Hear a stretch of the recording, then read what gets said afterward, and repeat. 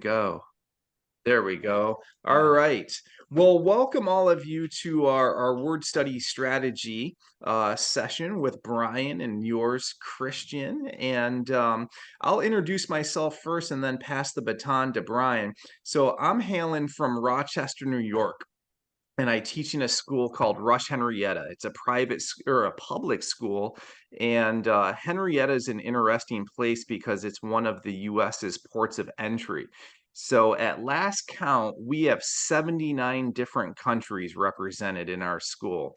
And it's a 10 through 12 school. We have about 1,500 students. And this year, I'm teaching 11 regions. So in New York, you can get a regents diploma or an advanced diploma or a local diploma. So we have our state exam in the 11th grade, and I'm doing AP Lang and AP Lit, but I've taught the gamut over my year: credit recovery, dual enrollments, ninth graders, the whole kit and caboodle. So Brian, have at it. So I'm Brian Tolentino. I have a YouTube channel called Tolentino Teaching. If you haven't checked it out, I'll leave my resources in the chat. But I teach in Los Angeles, just north of LA. It's a low income area of LA. The demographics of my school is like 97% Latino. And I love it. I love it because my students are for the most part, they're sweet. I love the community. But like for my 11th graders, the average reading level for my 11th graders is 4th grade. We just did some assessments in about 4th grade. And so that really gives me the opportunity to really improve what I do, because a lot of my students, they're smart. They don't want to do school, if that makes sense. So I really try to build engagement with them and relevant activities. And it's been a challenge, and it's been awesome. I've enjoyed it. But yeah, so my name is Brian Tolentino Teaching. This is my 6th year in Los Angeles teaching at LAUSD. And before that, I taught in the country Georgia, where I served with Peace Corps. So if there's any Georgians here, I'd love to practice my Georgian. And I taught in South Korea for 2 years. Very cool. And then in terms of just navigating things, if you have questions for Brian or myself, just feel free to throw it in the chat, and we'll pause at natural breaks and field your questions. And what we're going to do is Brian's going to present one of his strategies, and then I will, and we'll bounce back and forth. You want to go first, Brian? Sure, I can go first. Let me see if I'll share Oh, what I have to hit multiple participants can share simultaneously, which I just Okay. did. So now you can. And I'll put Uh, my link in the box real quick. Hold on. yeah, and I should say too, I have 2 YouTube channels. One's defunct because I ran it through a college that I was teaching at, and I'm no longer there. And that email address no longer exists. So I have no access to that old YouTube channel. But my new one is called Kristian Kuhn, the Bob Ross of Composition. And I am putting videos in there on a weekly basis. So there's tons of good stuff in there, and I'll put that in the chat as well for you guys. And you have the best thumbnails on the internet. I'm a Canva ninja, so yeah, It's awesome. I've learned the art of Canva. All right, so I'll All right. put mine So in there too. I just put my link in there, and then let me see. Boom. Can you see that? Yes. All right. So I have a variety of vocabulary strategies I use, but what I'm going to talk about today, first of all, is just the concept of having a word of the day. And if anyone has followed what I put online, you've seen my word of the day. So the purpose of the word of the day is I'm trying to build momentum with my students when it comes to vocabulary and learning. Many of my students, they tell me big words aren't for me, or I can't learn big words. There's a disengagement from the process. So the word of the day, the purpose of it is to build momentum. everyone learns the same word of the day. We play games around a word of the day. And my favorite part of having a word of the day is each word of the day, we have a video, and then we have a writing prompt. And the writing prompt is a low stakes writing prompt where I encourage students to experiment with language. I want this writing opportunity for students to experiment with words, and not just the vocabulary word we have for that day, but vocabulary words that they encounter outside of class, vocabulary words they encounter in documentaries and video games even. And for each writing prompt, I give a mini, I do this a lot, a mini writing contest. So once students turn in their writing prompt for, let's say the word is berate, okay, I look over everyone's, I do really quickly, I look over what students write. Did they experiment? Do they have good ideas? Did they use conventions properly? And then I choose one that stands out. And then that student is the writing champion of that day. And what it does, my goal is to make vocabulary and writing a positive thing, and where students are experimenting. So if you look on the screen, I have my words of the day. I have a little rubric I use, and I left this in the chat. So I have these units that I have in like an ebook format you can give to students. All of these are free. And as you can see, I have a word of the day, and I have multiple activities that go along for each word of the day. And at the end of every unit, or 8 words, we have a creative writing prompt where students use all 8 words in a creative story. And I also turn that into a writing contest.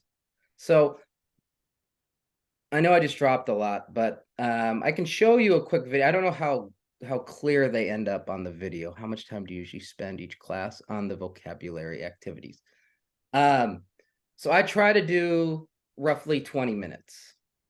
That's my goal. So for my students, I have difficulty getting them to focus at times. So I make a deal with them, 20 minutes of focus on this word, on this writing, no talking for this activity. And the goal is around 20 minutes. And what typically happens, I give students 20 minutes, and a few students need a couple minutes more. So it's typically 20 to 25 minutes is what I spend. But yeah, that's what I do. I don't know, I don't know how many people here are familiar with these videos. I'll play one real quick, and then I'll let Kristian go, I guess. Does that work? Sure, go for it. Okay. So the video, what I do before each video is first I'll say, hey, have you ever been berated by anyone? Or do your parents ever berate you? Or I'll do some kind of intro, and students are like, what is berate? I'm like, good, that's our word of the day. Let me show you. So then I play the video. And the video, the cool thing about having a video is I turn off the lights. The classroom becomes like a production. It helps with engagement. And I play the video. When I play the video, I stop at certain points to clarify things. So for example, if I play berate, Simply Nourish is a high quality, truly affordable option for your pet's food. Berate is a verb that means to scold or criticize someone angrily. Now, it might not be clear on your end, but first I start out with a definition, okay? And then so everyone can see this on the board. If you are 16 years old and your curfew is 11 p.m. and you decide to come home at 3 a.m., your parents might berate you. So I typically pause the video and say, hey, how many of you have a curfew? And then you can explain what curfew is or whatever. I said, if you came home at 2 a.m., would your parents be angry? And they're typically, oh yeah. And I'm like, well, they might scold you or berate you in this case. So you keep repeating the word, and then you play the video. And if a group of students treat a substitute teacher badly, the principal might berate the students. And now all the students have gone through this before, where the teacher has berated them for treating a sub badly, unfortunately. They can relate to that. Berate often suggests prolong and abusive scolding. So basically, the video goes over berate. I give them examples of the word used in context. And then at the end, they get a writing prompt. Write an explanation of when you think it is necessary to berate someone. So we've gone over the meaning. Now I want students to experiment with the word. I typically have students write 150 words or more. And while students are writing, I walk around and I encourage ideas. I encourage experimentation with all kinds of words. And I help them kind of use berate in an appropriate way. And sometimes I have sentence stems on the board, depends on the class. But yeah, so that's the first technique I have. Just a word of the day. It allows everyone to kind of focus on that one word. It brings a good classroom culture. We play games around these words, and it just builds momentum that I can learn these words. And the really cool thing about it is the students that graduate, they all come back and say, I forgot so many things from high school, but the one thing I remember are your stupid words of the day. They like, and they use them like, oh, I remember all these words. And there's something about a word of the day and just doing it consistently that really cements these words in their heads. So yeah. Very cool. All right. So I'll show you an activity that I do. Let me cue this up. And is this visible, Brian? Can you see that? Okay. Yep. Okay. So I contend that students know far more words than they think they know, that deep in the recesses and folds of their brains, they have thousands of words that they've absorbed in their 15, 16, 17-year career. But what happens is, they're not practiced writers. So like for me, I write a lot of poetry. I've written textbooks. I write pretty much every day. And as I'm going, clicking at my keyboard, I stop and I'm like, oh, what word am I looking for? Right. And I call that exercising the pause. And typically, when I exercise the pause, I'm trying to find a tier 2 level word. And by tier 2, I simply mean your average run-of-the-mill SAT level caliber word. So one of the things that I like to do with my students is to get them to exercise the pause. And I do a lot of gamification and edutainment.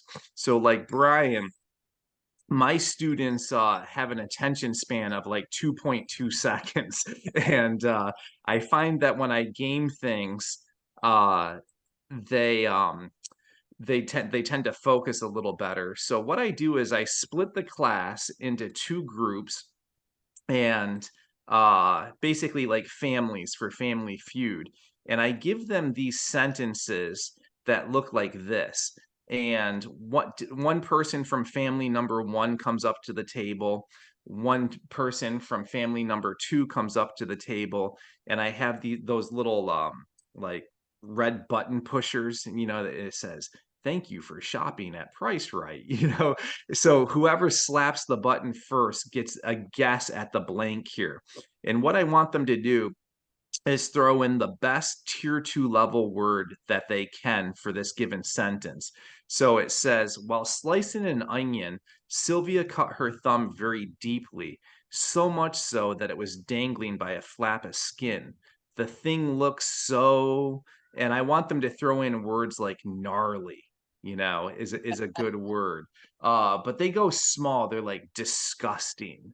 And I'm like, it's not really the most precise word. I want perfect words. I want exact diction, crisp diction. So ultimately what we do throughout this is we just kind of navigate through the teams, and I'll show you what my board looks like. Zoom's not very good at showing graphics well, but I basically have chosen 8 synonyms to go in there, and then I just rate them, right? So I think gnarly is like a really cool word to throw in there.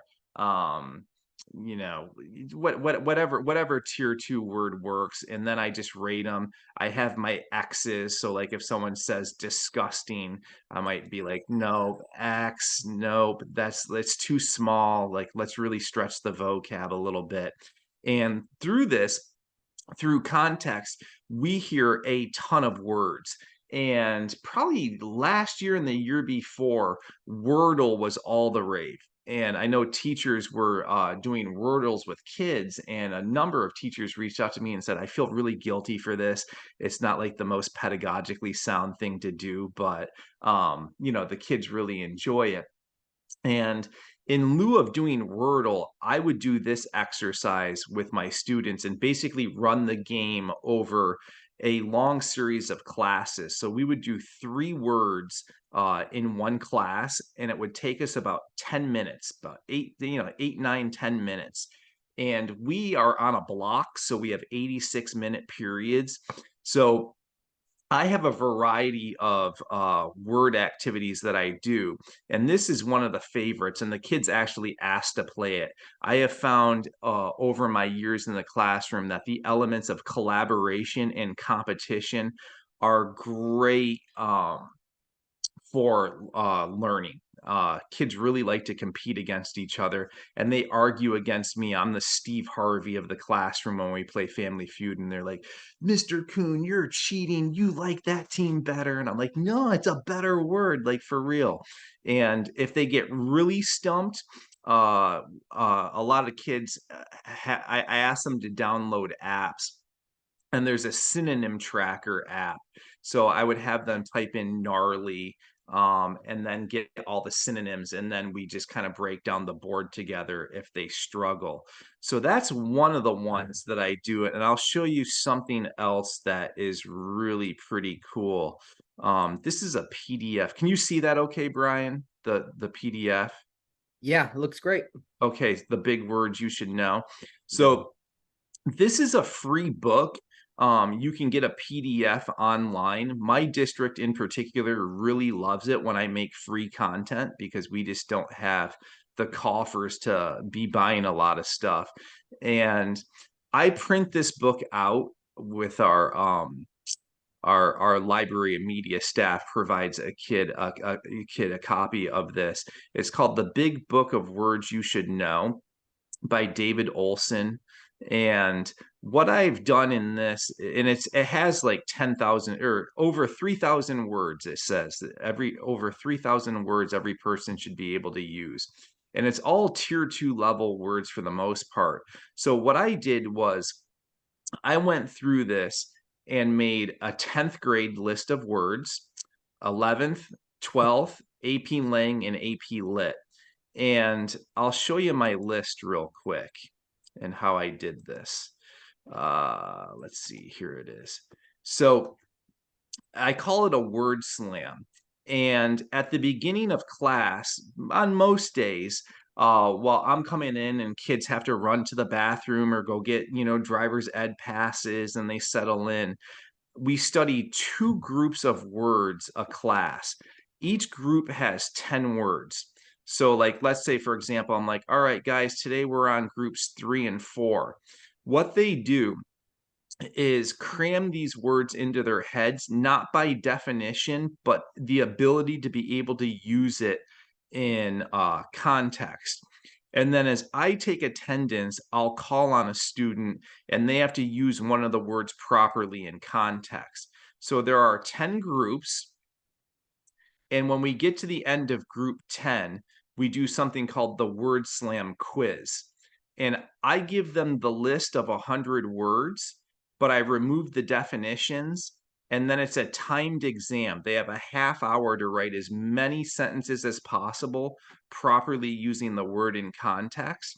So on average, my on-level juniors, we just did this yesterday, and I think the average was 62 out of 100 words. It's a lot of retention, right? My AP Lang kids had about 84 words, and my Lit students had 91 because they study more. So let's say, for example, I call on Katrina, and she was like, I don't like David because he's such a braggart. And then I'm like, all right, Samantha, go. We debunked the myth of the Bermuda Triangle, and actually there are UFOs. All right, perfect. And you don't have to go in any order. You just, like the kid can choose anything they want. Sam, go. the government thwarted the militants, advance, however they want to use it, right? I'm adamant you can't have your pudding until you eat your dinner, right? And we just whip around real quick like that. So if I have a class full of activities, this is one that I do, and it takes all of 4 minutes. Literally, I just take my attendance and do a vocabulary exercise with it. And the rule is if word's been used twice, it's off limits. So it really gets kids to focus on the words that are being used. So again, I have lists from 10, 11, 12, AP Lang, AP Lit, and I've made 10 groups, so it's 1,000 words that we go over the course of the academic year, and the words come straight from that book, right? So I compiled like the most useful ones. So that's just a couple of the activities that I do. Your turn, Brian. Awesome. Thanks for sharing. I love your I love your creativity, man. It's awesome. I think at the end, a lot of when I see my students, if when students are being playful with language, it's really helpful. So I know I'll send students on missions to go use their words on teachers, and maybe we have flowery adjectives we've kind of covered. Say something kind to a teacher, practicing using your vocabulary words. When I'm out on campus, I'm constantly using vocabulary words to students. It drives them crazy, but it's awesome. So I'll ask them a question about like, hey, did someone just berate you? Or like just random, and they're constant. It's just super nerdy, but it's fun. So, or when students have to go to the bathroom, I'll use a word like, can you tell me about a time you were compassionate? And so it's just constantly bombarding them with the words, so they know, like, whenever they see me, some students shy away, but for the most part, it's fun. Or like students love it when if there's like a negative word, because it's for fun. That's how our relationship. They'll tell me like, your teaching is, and they'll use like a negative word, and which is fine, because I want them I just want them using words, practicing using words and stuff like that. But so what I'm going to show, I'm going to stay on the theme today of kind of like writing prompts. I do activities with context clues and other wordplay, but today I'm going to stay focused on something that has worked really well. And let me share where I'm at real quick. Resume. Share. All right. So like Kristian said, I think competition and collaborative activities are awesome. However, when it comes to competition, certain competitive activities favor different kinds of students. And what I love about having writing contests is it caters a lot to the students that are a little more shy, or it caters to the student that just wants to, they don't care much for school and they just want to write a silly story. Because at least for middle schoolers, they're amazing at being silly, fun, imaginative. And what I do is, I really build on the creativity and really the fun you can have with. Okay, so there's power verb activities on the link I gave you, and I'll put this in the chat again. But so after here we'll do this first. Write a story using 5 of these verbs. So many of my students, they just get used to using the same sentence structure, the same words they typically use, and I like to shake it up a bit. And here's a writing contest idea that I use.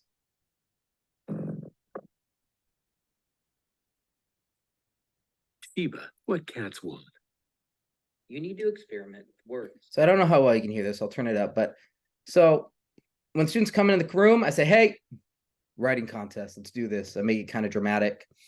And I say, all right, our writing contest today is going to involve 5 words. Everyone pay attention. I turn off the lights. turn it into a production, tell them they're going to have 20 minutes to complete this writing contest. I also give prizes. I give candy. My students love candy. I give candy to the winners and they love it. So that's what I do. So, all right, here's our writing contest. Winner gets 5 pieces of candy. You can share it with your friends if you win. And with the writing contest as well, I'm not always objective. If a student has not been engaged much and then they start engaging in the process and they give me some good ideas, I might make them the writing contest winner. And what that has done, I have students who were not engaged at all in the class. And once they became a writing contest winner and they were a champion and their name on the board, they can't wait to do the writing contest. So it's a good engagement tool, but I do stuff like this. This means you need to take chances with new words. You need to be curious about new words. And you need to practice writing new words. Your mission for the following activity is to choose 5 words from the following list. So I'll do something like this, give them a bunch of words, say you have to use 5 of them in a creative story.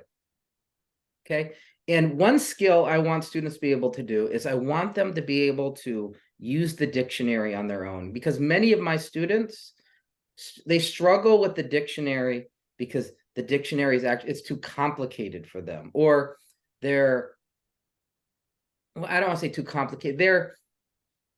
They're intimidated by it, if that makes sense. So I want them, my goal is by the time they graduate from high school, that they're able to use the dictionary, they have the habits and the ability to learn new words so they can direct their learning, direct their life, pursue what it is they want to pursue. That's really one of my main goals. So with this activity, on that note, students choose 5 words. They look up the words in the dictionary, I come around, help them out. And then I give them 20 minutes, absolute silence. Give me a creative story with just clever, funny ideas. Give me a funny story about anything. And initially, students might be hesitant to do creative writing, but if you're energetic about it and you're enthusiastic about a sloth chasing a bear and like asking how was the sloth chasing the bear, and what you just get excited about the ideas and you're questioning things. Students love it. And the goal is just to experiment and practice using these words in the writing. They don't have the constraints of an essay at this time, because when my students write essays, they get caught up in the structure, that they're not as creative. They're not necessarily experimenting with language as much.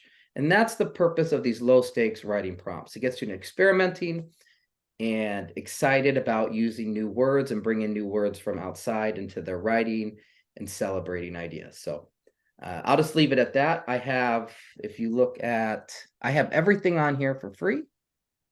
And on that document.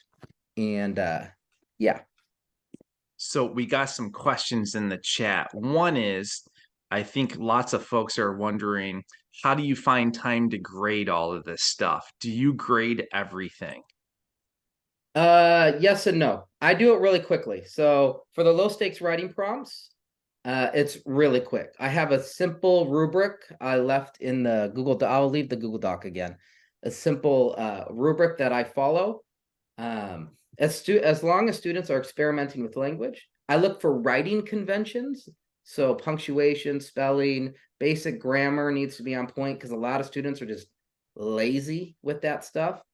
And I don't want them to be lazy with that. So I look at conventions, I look at ideas, and are they experimenting with new words? That's it. Are they doing that? Okay. And then I don't make them a ton of points. Like maybe the essays we write later in the year, they're going to be worth more points.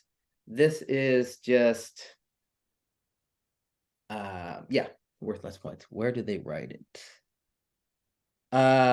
So for me, I have students either write it. We have a program called Schoology. We either write it on their computer or we write it on paper. I use a combination of the two. Because I want students to be able to write well on paper and to be able to type what they write. So I do a combination of the two. And Kimberly had a question for you. Do you offer frames, sentence frames for So the students? frames I do, yes, I do, depending on the class. So, for example, I teach 7th grade ELA. I teach middle school English language development, high school English language development, AP Lang, and 11th grade English. So I have like a different job every period. It's so like my ELD students, I definitely add frames. So I write that on the board. I get them started. And for like restating the question, or I'll give a couple ideas of how to get started. I've also taught my students to, if you come to my class, many of my students will ask for sentence frames. I taught them to advocate, like, hey, Mr. Tolentino, can you help me get this started? I might say, thank you. I want them to advocate and use that in their other classes as well. Yes, here's an idea. Maybe you can start out like this. And then that's how I do it. Yeah, very cool. And then I'm going to backtrack. A couple people asked me some questions. Can you share your groups of words? I will. I'm actually this week I'm making word slam videos for my YouTube channel, and I'll put Google Docs of the word list in there. I'll definitely have that done by next weekend. And I got kind of a light week ahead of me here. And Jason asked where I got the Family Feud game.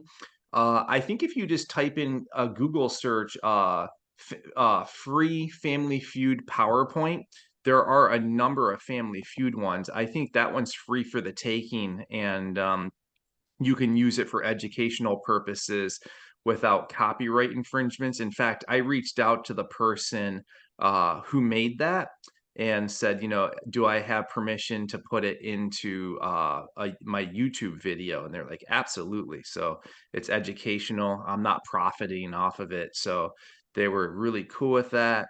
And then Jason asked, how do you keep the contest from being lopsided? Wouldn't the same kids win over and over? I should have explained this before. So let's say that on Family One, Samantha has volunteered 2 answers. She's off limits until everybody on that family offers at least 1, and then she can renew her 2. And that way, it prevents kids from monopolizing the game. So I do have speaking quotas in place for that, and it really gets kids going. And what happens is they cheat, and I totally don't care. So like Samantha might go over to Brad and be like, the word's conspicuous, say it so that I can speak again, right? So Brad will say conspicuous, and so it just gets them sharing, and that's just part of the cool aspect of competition.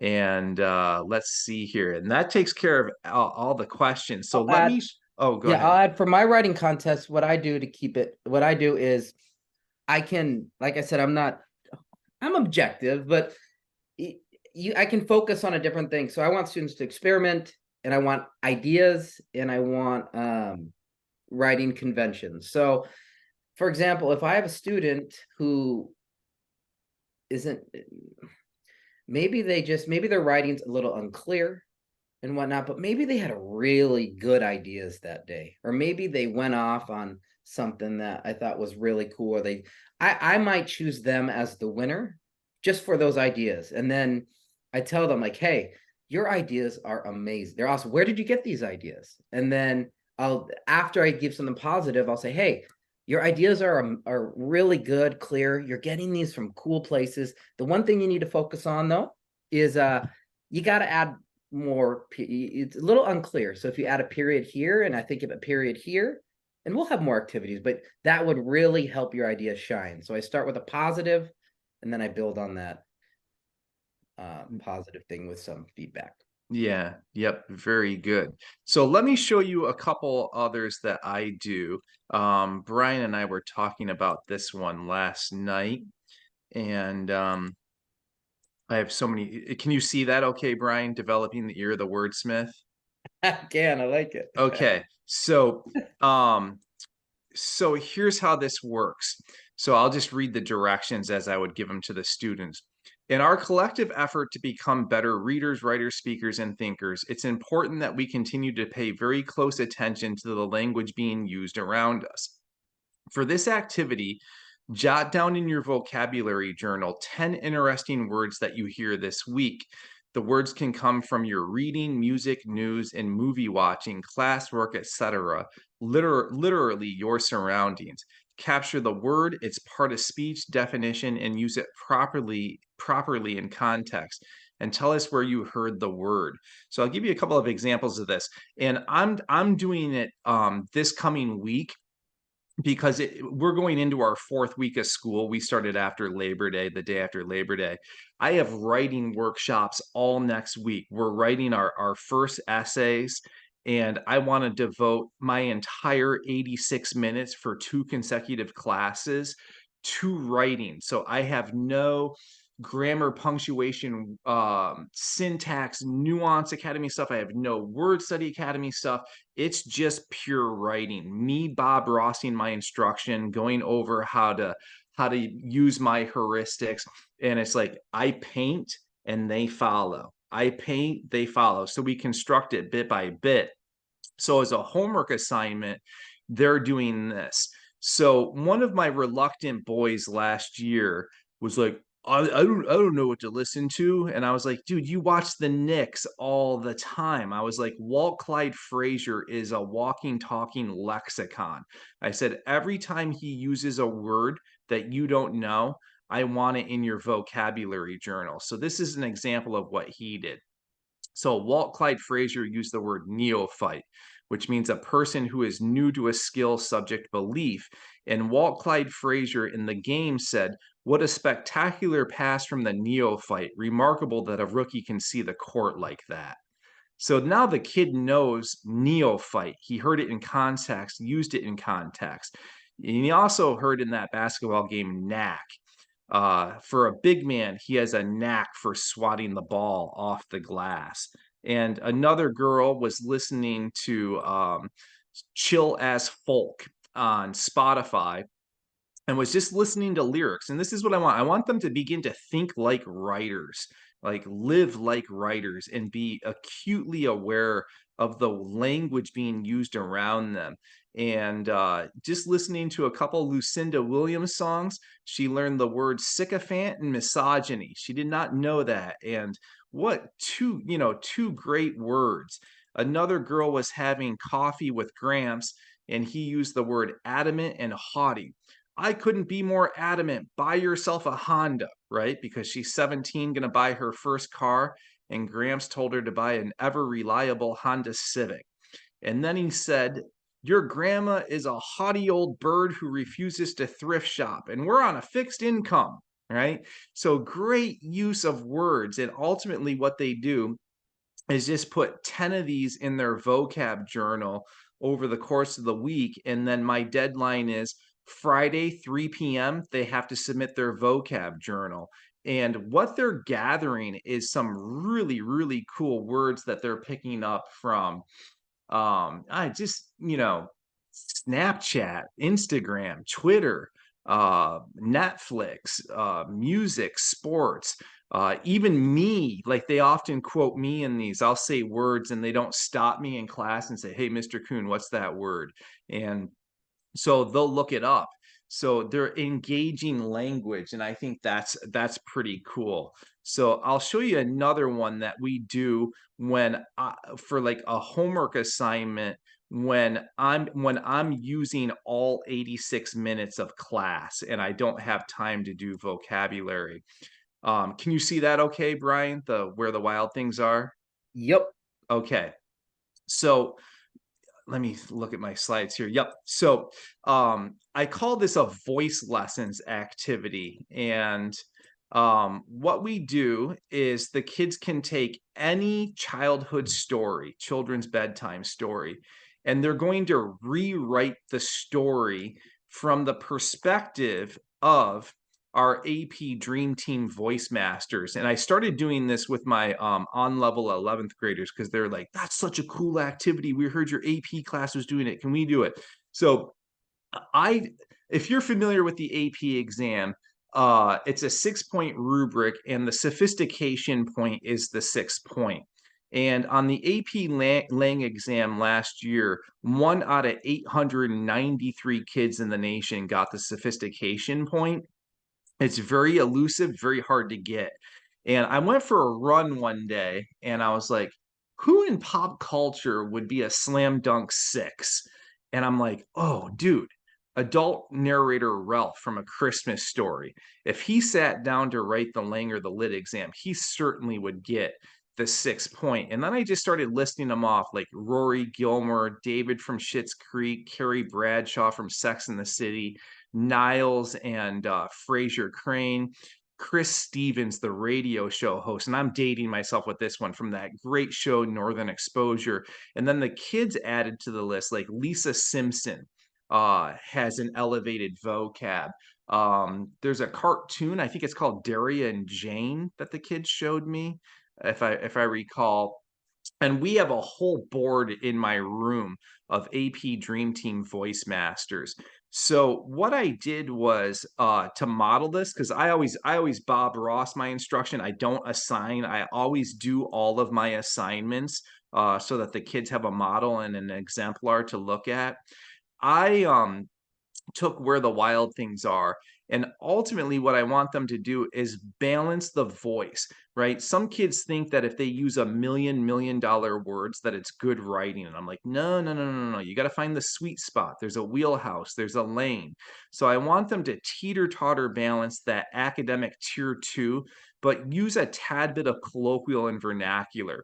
And I think kids have this impression that they're not allowed to use their language in writing, and I want them to, right? And I really think if you study the College Board sample papers that have been awarded the 6, the kids have a spunkiness, they have a flair, kind of a pop to their voice, and it's because they sound conversational, but they're academic best. So I'll just give you a couple of examples here of how I do this. So I show them the video clip of Ralphie when he swears and the mom puts the soap in his mouth. Look at how he oscillates the tier 2 and the colloquial and the vernacular. Over the years, I got to be quite a connoisseur of soap. Though my personal preference was for Lux, I found that Palmolive had a nice piquant after dinner flavor, heavy but with a touch of mellow smoothness. That's how I want them to write, right? That is some awesome stuff right there. And to get the kids to wield sentences like that for their voice rhythm and flow, I use a manual called Strunk and White Write It Right. It's a free PDF. You can get it online. And in it, they have something called Rule Number 18, in which they espouse the idea that there's 12 different ways to cobble together a single sentence. So I do teach my kids sentence patterning. Otherwise, the struggling and emerging writers will overuse independent clauses and short, simple declarative sentences. So we've all read papers like this. You get that rhythm that goes da da da da da da da da da da da. It's because they're just paralleling their syntax throughout the whole thing. So I want them to experiment. I have a whole bunch of examples here of all the characters, but I'll show you quickly my revision of Where the Wild Things Are. So we got the pick, and they're going to do it in Canva or Google or PowerPoint. And I'm retelling mine from the narrative perspective of Chris Stevens from Northern Exposure. So I got these pictures from archive.org. It's a Guggenheim Foundation site. And literally every children's book ever written is on there. And what the kids do is just cut and paste the photo and then get rid of the words. They have to retell the story of the picture and then oscillate their diction between the tier 2, the colloquial, and the vernacular. So here's Chris Stevens. Good morning, citizens of Sicily. Let me tell of the ghoulish night Max wore his wolf suit and vicariously made mischief of one kind and another. His mother, sparse of patience for a snot-nosed bratty kid and his wanton tomfoolery, called him Wild Thing. And Max, embodying the primordial soul of Canis Lupus, quite in character, chided, "I'll eat you up." So he was sent to bed without anything to eat. That very night, in Max's room, a forest grew and grew and grew until its ceiling hung a wild profusion of interlacing canopy with vines as menacing as the serpent who bedeviled the likes of Eve with false compare, and the walls became the world all around. I'll give you one more page here. And so, not giving an iota of concern to the victuals his mother presumably burnt anyway, Max set sail on the mighty seas. I misspelled seas there, I know. Through a single night and a single day in search of that elusive it that pinged around the interior walls of his restless soul. So I just retell the story based on the picture.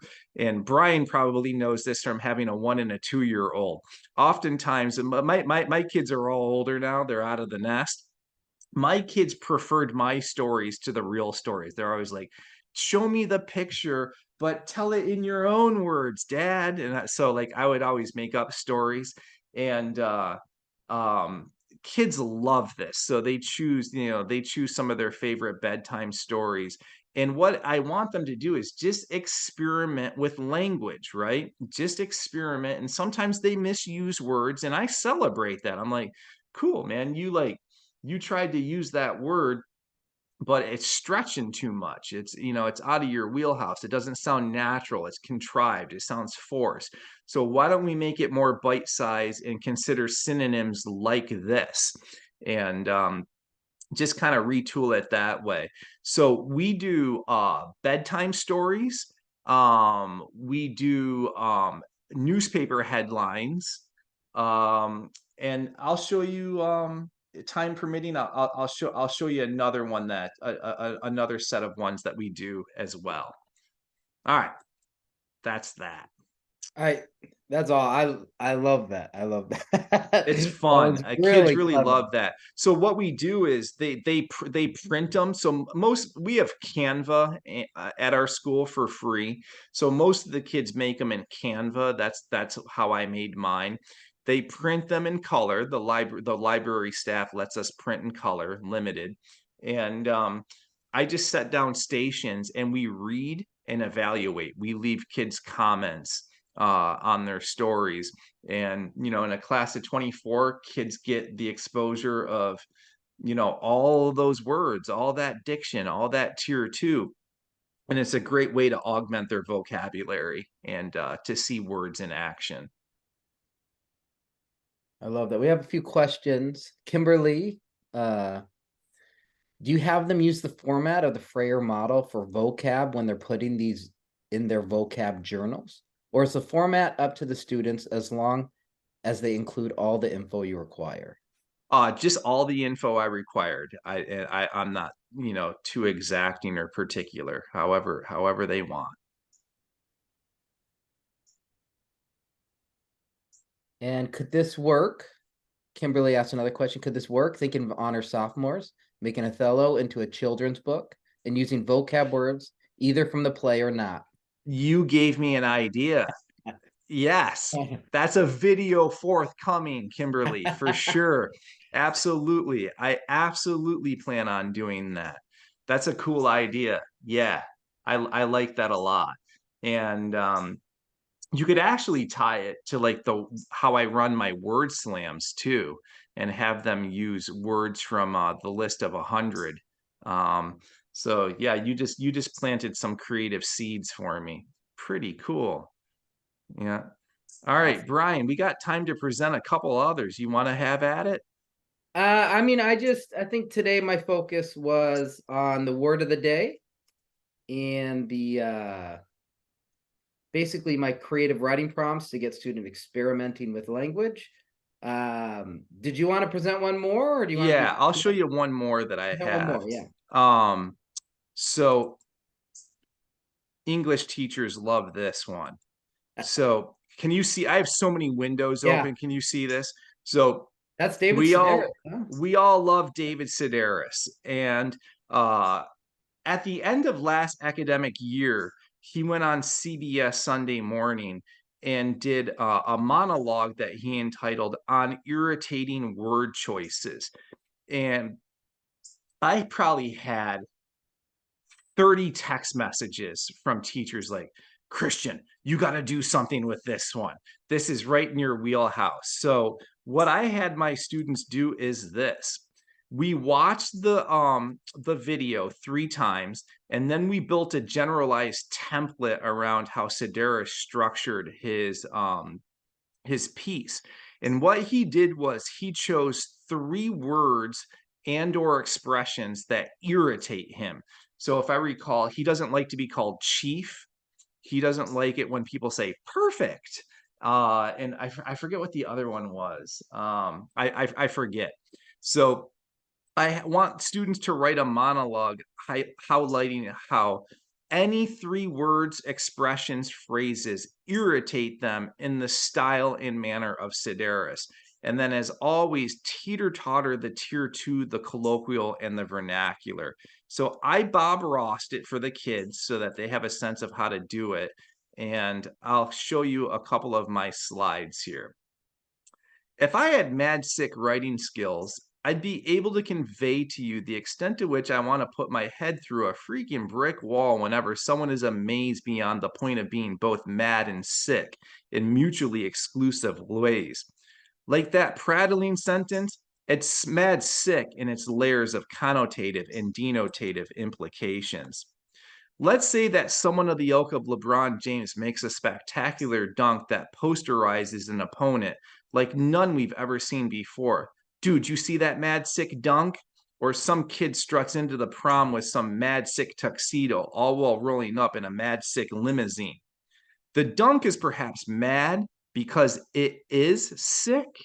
Maybe the emphatic nature of its forcefulness caused a bit of ire and angst that somehow and in some way caused someone to get sick.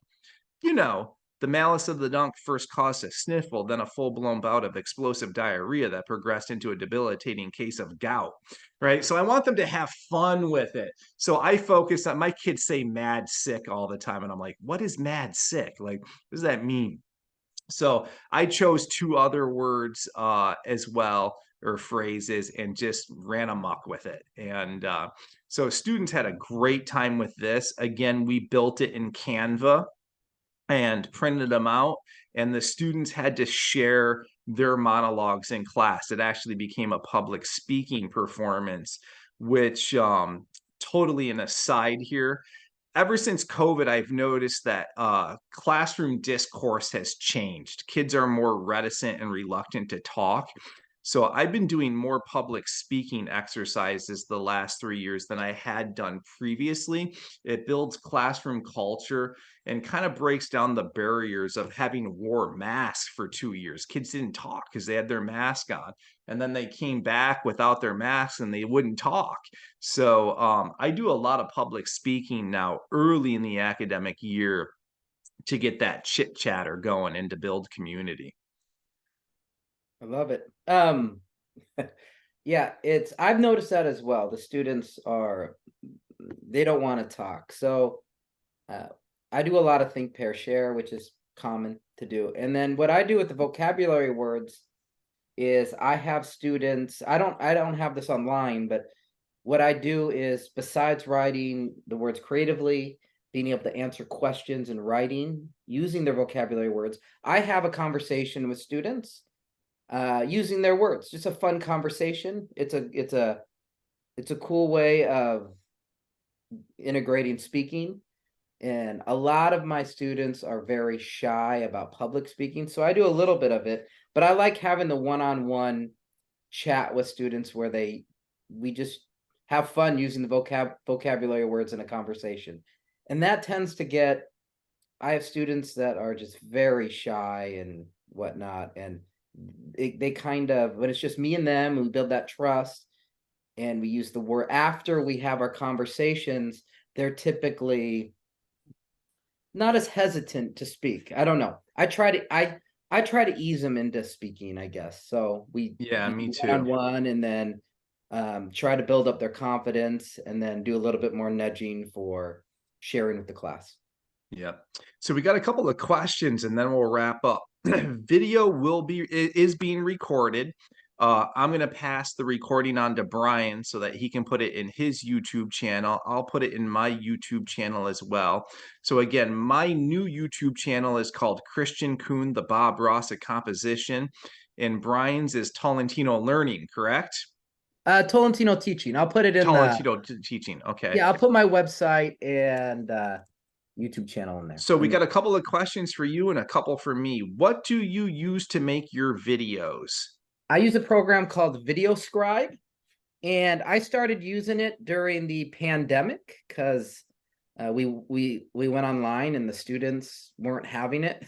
So I was looking for any way to engage students. So I experimented with Video Scribe. I love it. I'm not super tech savvy. But like anything, there's a learning curve. It took me a couple weeks to really get down. And then after that trial period, it's pretty simple to use.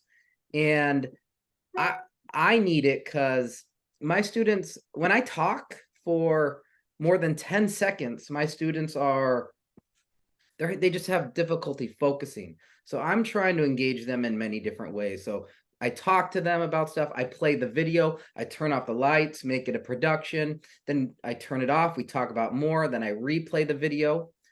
And yeah, it's the video format's been really good for engagement. Yeah. And that's why I put it up.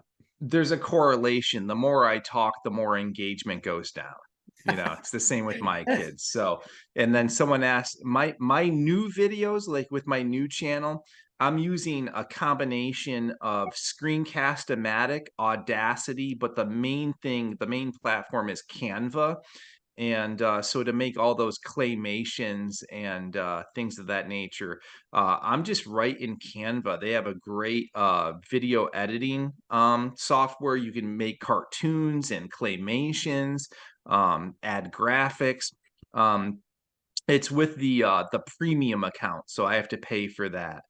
Let's see, questions.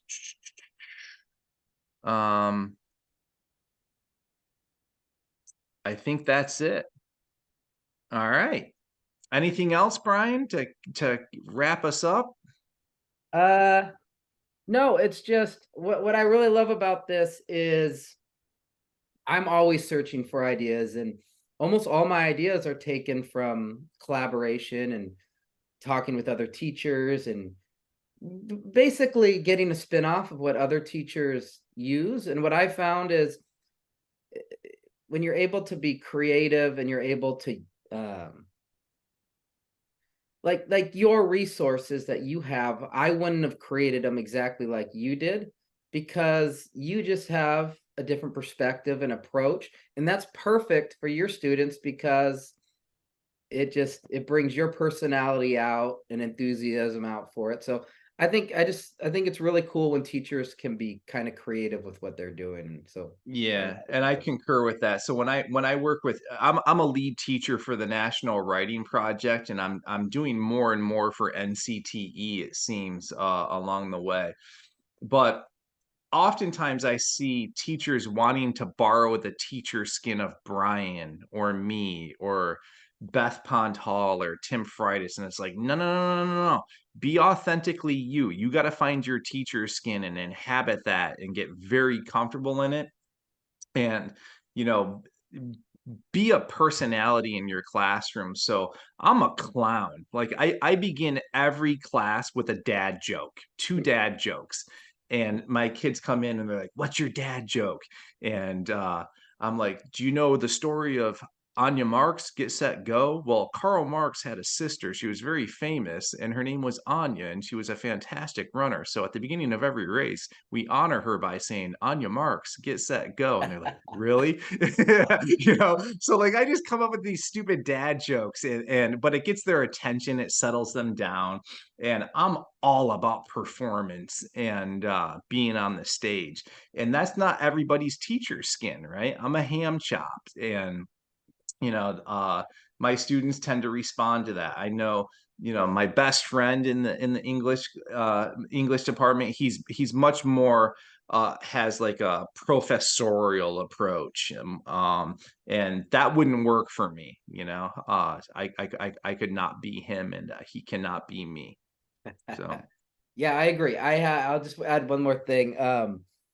So like I've had to focus a lot on classroom management just because a lot of my students are difficult, and it took a little while, but like we all have our strengths and weaknesses. So I had an IEP a couple days ago, and I was talking to the student and the parent, and the student's like, the one thing about you, Mr. Tolentino, is you're terrible at being angry. Or it just comes off as fake. Like you're so yeah, we all have our strength. I mean, I like my classroom to have like relaxed alertness is what I aim for the vibe, relaxed alertness.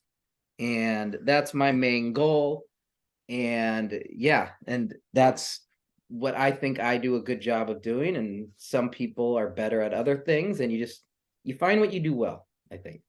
yeah, very cool. All right, well, let's sign off, and maybe Brian and I will gather forces again and do something else. So I like how Brian does his grammar, his punctuation, and syntax. So maybe I'll coax him into doing another webinar on how we solidify the basics, because I think that's really important as well with the vocabulary. So see you around, and subscribe to our channels and be kind on that like button. So it helps the algorithm out. So, Awesome. Thank you, all right. everyone. Thanks for joining us, everyone, and enjoy the rest of your Saturdays.